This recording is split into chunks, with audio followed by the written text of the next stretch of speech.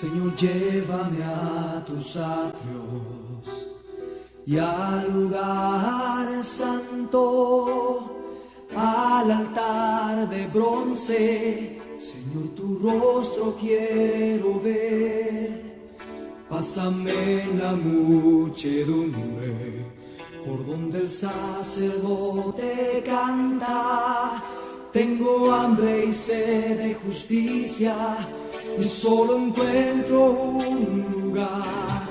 Llévame al lugar santísimo, por la sangre del Cordero Redentor. Llévame al lugar santísimo, tócame, limpiame, heme aquí.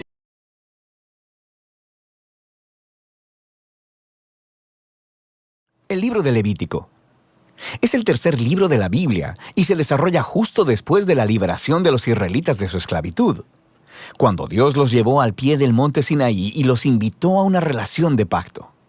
Ahora, ellos rápidamente se habían rebelado y quebrantado ese pacto, y Dios quería que su gloriosa presencia viniera y viviera justo en medio de Israel mediante su tabernáculo. Pero el pecado de Israel ha dañado la relación.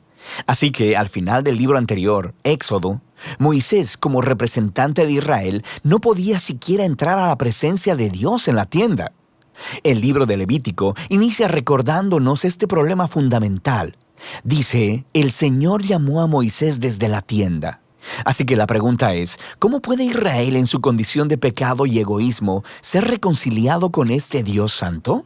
De eso se trata este libro, sobre cómo Dios, en su gracia, está proveyendo un camino para que un pueblo pecaminoso y corrupto pueda vivir en su santa presencia. Ahora, detengámonos un momento y exploremos esta importante idea de que Dios es santo. Este concepto es fundamental para entender este libro. La palabra santo significa estar apartado o ser único. Y en la Biblia, Dios está apartado de todas las cosas por su rol único, como creador de todo, como el autor de la vida misma. Así que si Dios es santo, entonces el espacio alrededor de Dios también es santo. Está lleno de su bondad, vida, pureza y justicia. Así que si Israel, injusto y pecaminoso, quiere vivir en la presencia santa de Dios, ellos también deben volverse santos. Su pecado debe ser enfrentado, y por eso tenemos el libro de Levítico. Ahora, el libro tiene un diseño asombrosamente simétrico. Explora las tres maneras principales en que Dios ayuda a Israel para que pueda vivir en su presencia. Las secciones externas son descripciones de rituales que Israel debía practicar en la presencia santa de Dios. Las siguientes secciones internas se enfocan en el rol de los sacerdotes de Israel como mediadores entre Dios e Israel. Y dentro de eso hay dos secciones que se enfocan en la pureza de Israel. Y luego, justo en el centro del libro, hay un ritual clave, el Día de la Expiación, el cual provee unidad a todo el libro. El libro concluye con una breve sección donde Moisés llama a Israel a ser fiel a este pacto. Vamos a profundizar en el contenido del libro. La primera sección explora los 5 tipos principales de sacrificios rituales que Israel debía llevar a cabo. 2 de ellos eran maneras de cómo un israelita podía dar las gracias a Dios al ofrecerle de vuelta un obsequio simbólico de lo que Él le había dado primero. Los otros 3 sacrificios eran diferentes maneras de pedirle perdón a Dios. Así que aquí el israelita ofrecería la sangre de un animal mientras confiesa que su pecado ha aumentado el mal y la muerte en el mundo bueno de Dios. Pero Dios, en lugar de destruir a esta persona, por supuesto que quiere perdonarla. Así que el animal muere simbólicamente en su lugar y hace expiación, lo que significa que cubre su pecado. De manera que a través de estos rituales, los israelitas eran constantemente recordados de la gracia de Dios, pero también de su justicia y de la seriedad de su propia maldad y las consecuencias. El segundo grupo de rituales establecen las 7 fiestas anuales de Israel, y cada una de ellas cuenta una parte diferente de la historia sobre la manera en que Dios los redimió de la esclavitud en Egipto y los llevó a través del desierto hacia la tierra prometida. Y al celebrar estas fiestas de manera regular, Israel recordaría quién era y quién era Dios para ellos. Ahora, la sección sobre los sacerdotes de Israel. Aquí tienes a Aarón y a sus hijos, consagrados para entrar a la presencia de Dios en representación de Israel. Y luego, en esta sección correspondiente, encontramos los requisitos para ser sacerdotes. Los sacerdotes eran llamados a tener el nivel más alto de integridad moral y de santidad ritual, porque ellos representaban al pueblo delante de Dios, pero también representaban a Dios delante del pueblo. Descubrimos por qué la santidad de los sacerdotes importa tanto en esta primera sección, justo después de que la familia de Aarón fuera consagrada. 2 de sus hijos entran como si nada a la presencia de Dios y flagrantemente violan las reglas, así que son aniquilados al instante por la santidad de Dios. Es un inquietante recordatorio de la paradoja de vivir en la presencia de un Dios santo, porque Él es pura bondad, pero se vuelve peligrosa para aquellos que se rebelan e insultan su santidad. Así que es importante que los sacerdotes de Israel sean santos, y también que todo el pueblo de Israel se santifique. Sobre esto es que tratan las siguientes secciones internas. Los capítulos del 11 al 15 tratan de la pureza ritual requerida de todos los israelitas, y los capítulos del 18 al 20 tratan de la pureza moral del pueblo. Estos conceptos son lo que está por debajo de todo este lenguaje sobre pureza e impureza. Debido a que Dios es santo y apartado, los israelitas deben estar en santidad cuando entran a su presencia. Esto se conocía como estar limpio o puro. La presencia de Dios estaba excluida para todo aquel que no estuviera en una condición de santidad. No estar en santidad se le conocía como estar inmundo o impuro. Ahora, un israelita podía volverse impuro de unas cuantas maneras.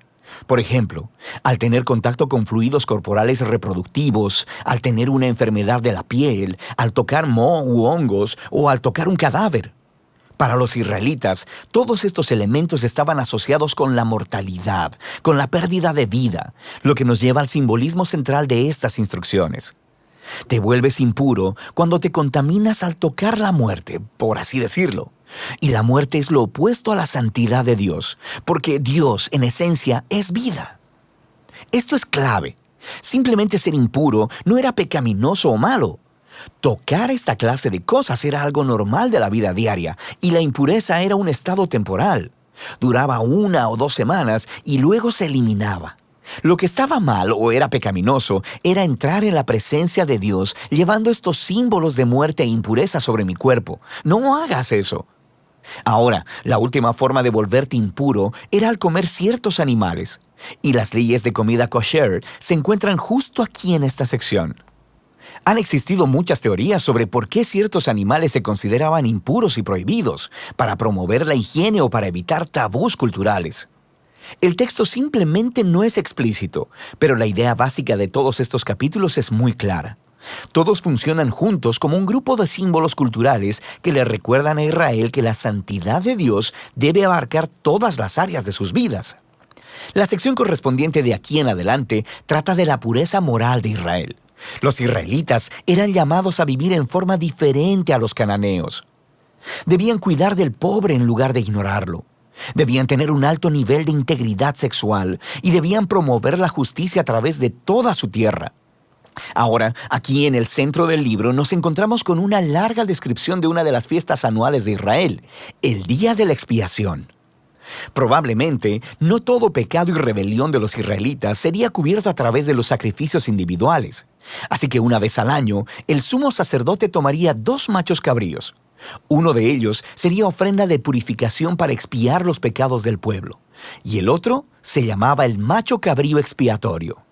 El sacerdote confesaría los pecados de Israel y simbólicamente pondría su mano sobre este macho cabrío y luego sería enviado al desierto. De nuevo, esta es una imagen muy poderosa del deseo de Dios de que el pecado y sus consecuencias fueran quitados de entre su pueblo, de modo que Dios pueda vivir en paz con ellos. El libro concluye con Moisés llamando a Israel a ser fiel a todos los términos del pacto, y él describe las bendiciones de paz y abundancia que vendrán como resultado de Israel obedecer todas estas leyes. Él también les advierte que si son infieles y deshonran la santidad de Dios, resultará en desastre y eventualmente en exilio de la tierra prometida a Abraham. Ahora, si quieres ver cómo Levítico encaja con la gran narrativa, es útil mirar la primera oración del siguiente libro de la Biblia, Números. Comienza diciendo que Dios le habló a Moisés en la tienda. Así que podemos ver que Moisés ahora es capaz de entrar a la presencia de Dios en nombre de Israel. El libro de Levítico funcionó. Así que a pesar del fracaso de Israel, Dios proveyó una manera para que sus pecados fueran cubiertos, para que Dios pudiera vivir en paz en medio de personas pecadoras. Y de eso se trata el libro de Levítico.